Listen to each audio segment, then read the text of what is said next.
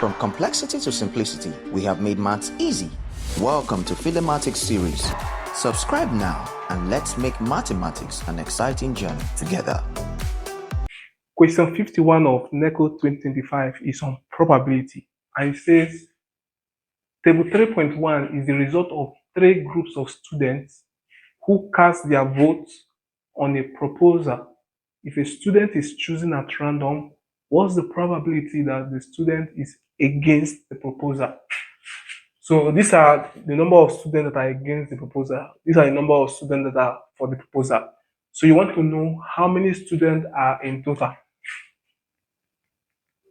Total students are 6 plus 4 plus 10 plus 5 plus 7 plus 3. This is 35.